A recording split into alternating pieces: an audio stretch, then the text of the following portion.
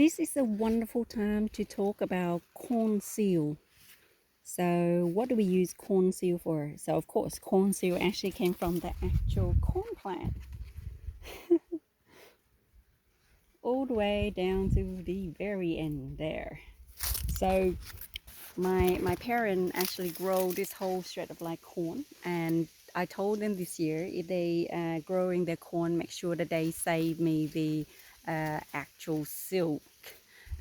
So cornsil, as you don't know, is actually really wonderful herb for like kidney issue, bladder issue, bedwetting sort of like issue. So what you do is that you can use like a cornsil, you can use them as a powder, and then you can use the powder and you drink them or put them in a capsule and then you have them. Or the most common way I use them is actually in a tea. So in a herbal tea or like a kidney tea with like dandelion leaves, corn seal, also with nettle seed and nettle leaf, put them all together and brew it for 10 minutes and then drink them as a herbal tea. Is very good for like bladder or UTI sort of like condition. Corn seal also like have another like soothing effect when it comes to kidney stone. So those people coming like with kidney stones, lower abdominal pain, frequent urination, corn seal is one of the go-to herb that help with that sort of like easing the condition. So it's have a very like a sweet sort of like aroma, sweet sort of like taste, and sometimes I add it in with buchu, one of the African herbs.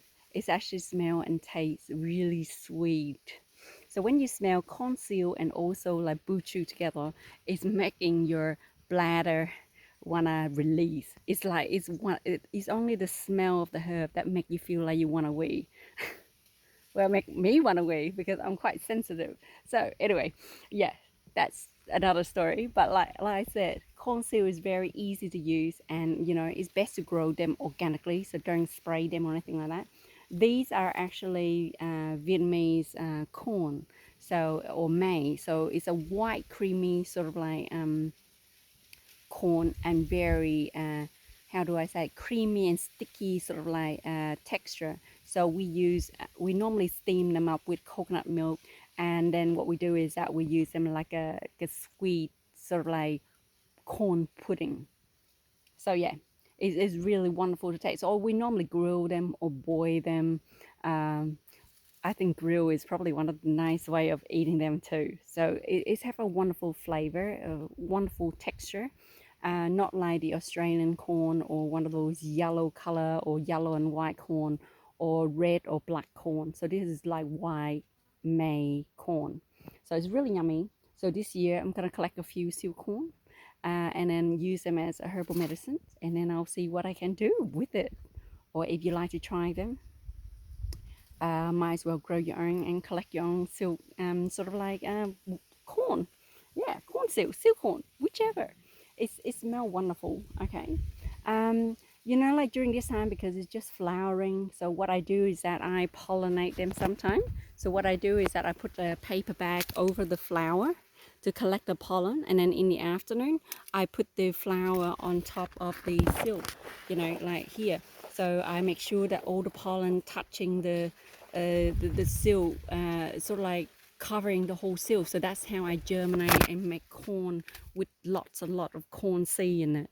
So like this one here, they already been exposed to air and it has been pollinated. So then the color is actually changing to a different sort of like a red sort of like color.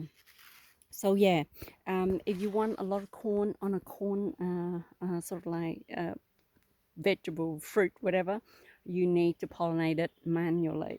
So of course it's manual intensive, but at the end it's actually quite rewarding. So yeah, this is our corn, and I cannot wait to collect the beautiful silk.